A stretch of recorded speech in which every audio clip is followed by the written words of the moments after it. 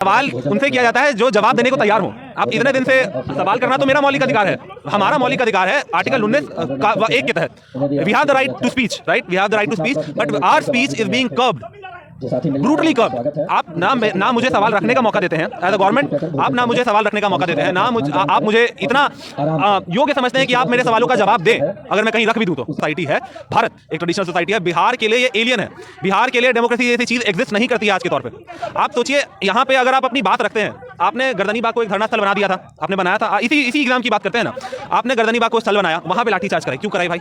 किस हक से आपने कराई? क्या बच्चे वहां पे तोड़फोड़ कर रहे थे? 6 दिसंबर की पहले की बात है, मैं था वहां पे, मेरे सामने आपने लाठीने की बात है। As a youth, as a parent, as a Bihari citizen, आप सबको सोचने की बात है कि अगर जिस सरकार के सामने, जिस सरकार के समक्ष आप अपनी बात नहीं रख सकते हैं, जो सरकार आपकी बात सुनने को तैयार नहीं है, क्या वो योग्य है? नमस्कार, मैं गोलू सिंह, आप देख रहे हैं बिहारी टुडे न्यूज। मैं अभी गांधी मैदान में हूँ। गांधी मैदान में स्टूडेंट लोगों को धरना जो चल रहा है वहाँ पे हूँ और अभी 12 बज रही है सर। यहाँ पे कुछ स्टूडेंट हैं, इनसे आज बात करेंगे। सर पहले स्वागत है सर। नमस्कार, मेरा नाम शशांक है। हम सब यहाँ गांधी मैदान पे इकट्ठित हुए हैं। बीपीएससी एग्ज़ाम में जो धांधलियाँ हुई हैं उसके ऊपर चर्चा, उसके ऊपर बात रखने को जो सरकार सुनने को बिल्कुल तैयार नहीं है। खैर, जो एग्ज़ाम होना था, नहीं होना था, वो तो हो गया, पर ऐसे और कितने एग्ज़ाम होंगे? ऐसे कितने एग्ज़ाम होंगे सर? आप मेरी बात बताइए, ऐसे और कितने एग्ज़ाम होंगे जिसमें ये पहला तो एग्ज़ाम नहीं था जो बीपीएससी का हुआ, जिसमें धांधलियाँ हुई या अनियमितताएँ हुई हैं। ये पहला एग्ज़ाम था नहीं, ये आखिरी एग्ज़ाम भी नहीं होगा। तो ऐसे कितने एग्ज़ाम जिसमें बिहार के युवा सफ़र करेंगे, बिहार का यूथ सफ़र करेगा, ये मुझको बता दें नीतीश कुमार। मैं जदयू से भी पूछना चाहता हूँ, मैं एनडीए से, मैं कोई भी राजनीतिक दल जो है इसमें जुड़ा, भले ही जनसुराज हो, राजद हो, मैं कोई किसी पार्टी में जुड़ा नहीं। मैं किसी पार्टी से मेरी मंशा नहीं कि मैं जुड़ूं, मेरी कोई एस्पिरेशन नहीं है जुड़ने की। पर मैं साफ जानना चाहता हूँ, आप सबसे जानना चाहता हूँ, कितने दिनों तक बिहार का युवा सफ़र करेगा? कितने दिनों तक बिहार का युवा माइग्रेट करता रहेगा, बाहर जाके बाहर के स्टेट का विकास करेगा? बिहार के स्टूडेंट्स के पास क्या दिमाग नहीं होता?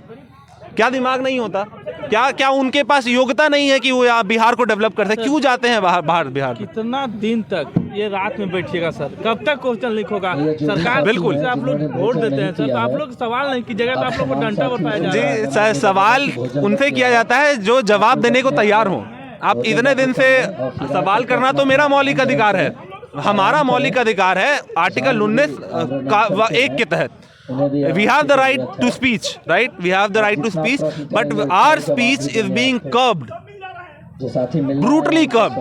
आप ना मुझे सवाल रखने का मौका देते हैं एज अ गवर्नमेंट, आप ना मुझे सवाल रखने का मौका देते हैं, आप मुझे इतना योग्य समझते हैं कि आप मेरे सवालों का जवाब दें अगर मैं कहीं रख भी दूं तो। ऐसा क्यों है? जिस तरीके से आप ऐसा क्यों है सर? आप लोग स्टूडेंट हैं, कभी महिला पे लाठी चार्ज हो रहा है, कोई ऐसा विभाग नहीं जिस पर लाठी नहीं चार्ज हुआ होगा।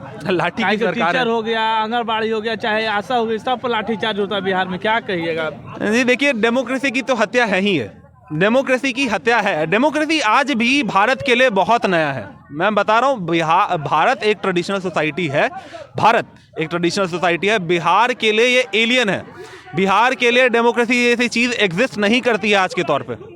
आप सोचिए, यहाँ पे अगर आप अपनी बात रखते हैं, आपने गर्दनी बाग को एक धरना स्थल बना दिया था, आपने बनाया था, इसी एग्ज़ाम की बात करते हैं ना, आपने गर्दनी बाग को स्थल बनाया, वहाँ पे लाठीचार्ज कराई, क्यों कराई भाई? किस हक से आपने कराई? क्या बच्चे वहाँ पे तोड़फोड़ कर रहे थे? 6 दिसंबर की पहले की बात है, मैं था वहाँ पे, मेरे सामने आपने लाठी चलाए हैं, मेरे सामने खान सर अरेस्ट हुए हैं, मेरे सामने दीपक सर अरेस्ट हुए थे और रमांशु नहीं, दीपक सर अरेस्ट हुए थे। क्यों हुए भाई? क्यों हुए? क्या वो तोड़फोड़ कर रहे थे वहाँ पे? क्या वो किसी सरकार के खिलाफ कोई आवाज़ उठा रहे थे? क्या 124A का मुद्दा था? क्या कौन सा मुद्दा था ऐसा जिसमें आपने लाठी चला दी? आपने 3 बार छात्रों पे लाठी चलाई है। जब आग्रह कर रहे हैं छात्र, आपका पावर, आपकी मजबूती आपके युवा में होती है, आप युवा पे लाठीचार्ज कराए जा रहे हैं। जब भी वो अपनी बात रखने को आते हैं, आप सोचिए, आप सोचने की बात है।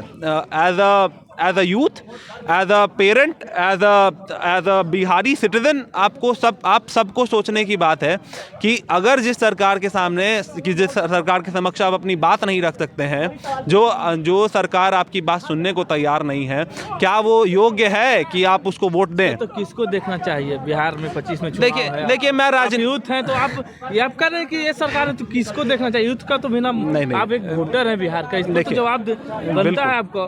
बिल्कुल बिल्कुल। अगर आप विकल्प की सोचे तो मैं राजनीतिक बातें करने आया नहीं। पहली बात तो ये, मैं नहीं बताने जा रहा कि आप इसको वोट दें, पर मैं एक बात ज़रूर कहूँगा कि आप सोचें कि आपको वोट किसको देना चाहिए। ये वोट आपका है, आपका हक है, आपकी आवाज़ है वोट।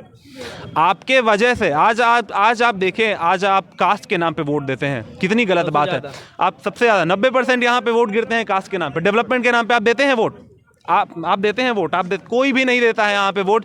आप देते हैं कास्ट के नाम पे वोट, आप देते हैं रीजनलिज्म के नाम पे वोट, आप देते हैं आप देखते नहीं कि किस सरकार की क्या मंशा है। क्या आप सोचने की कोशिश करते हैं कि क्या आपकी सरकार के क्या मामलात हैं आपको लेके, आपके बच्चों को लेके?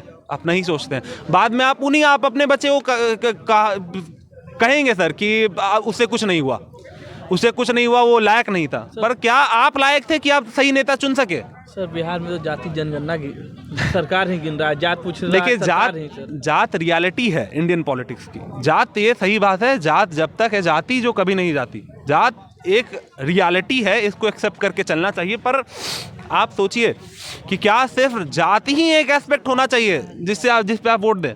क्या सिर्फ जाति होनी चाहिए ऐसी एक एस्पेक्ट जिस पे आप वोट देते रहें?